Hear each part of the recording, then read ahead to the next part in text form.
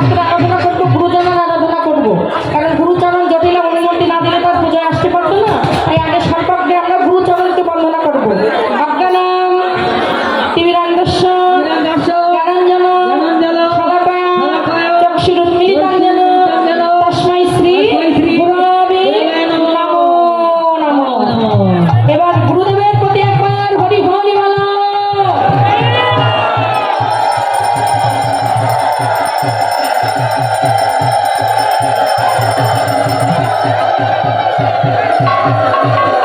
এবার যে যেখানে আছি আমরা একবার প্রসাদ চরণকে বন্দনা করবো। বাঞ্ছা কল্প তরু ভস্য কৃপা সিন্ধুভ্য এব চ পতিতানাং পাবনেভ্যো বৈষ্ণবেভ্যো নমঃ।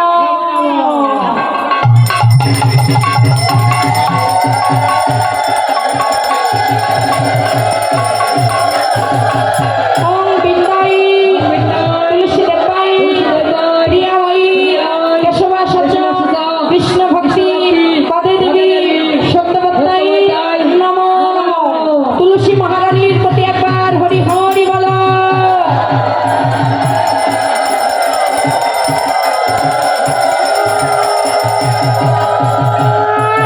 তপ্ত কাঞ্চন গৌরাঙ্গিনী রাধে বৃন্দা বনঈশ্বরী ঋষভানু সুতাং দেবী তাং প্রণমামি হরি প্রিয়ে। রাধারানীর প্রতি একবার হরি হরি বলো।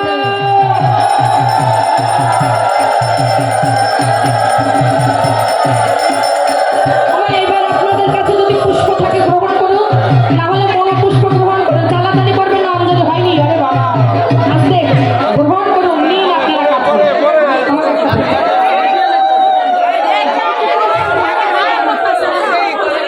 এবার আমরা সেই ভানুদেব অর্থাৎ সূর্যদেবের আরাধনা করব। ওম জবা কুসুম শঙ্কাশ কাশ্যপীয় মহাদ্যুতি ধামপর্গী সর্বপাপগ্ন প্রণতস্মি দিবাকরো। হে সূর্যদেব, এই ইহজগতে আমরা যতই অপরাধ করি না কেন, যতই কর্ম খারাপ করি না কেন, আপনার শ্রী চরণে আমাদেরকে স্থান দিন। আমরা যেন গোবিন্দ চরণ প্রাপ্তি হতে পারি, গোবিন্দ চরণের প্রেম ভক্তি লাভ করতে পারি, এই করুণা আমাদের করুন। সূর্যদেবের প্রতি একবার হরি হরি বলো।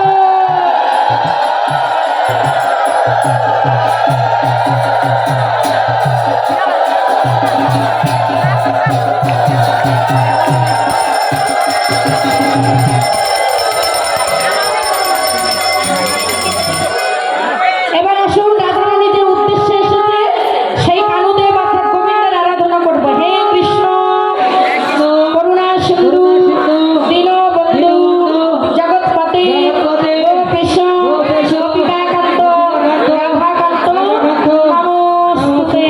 হে গোবিন্দ, আমরা শ্রী চরণে যেন আমরা মোক্ষ পদে প্রাপ্ত হতে পারি, আমাদের এই প্রেম ভক্তি দান করুন। শ্রী গোবিন্দের প্রতি একবার হরি হরি বলো।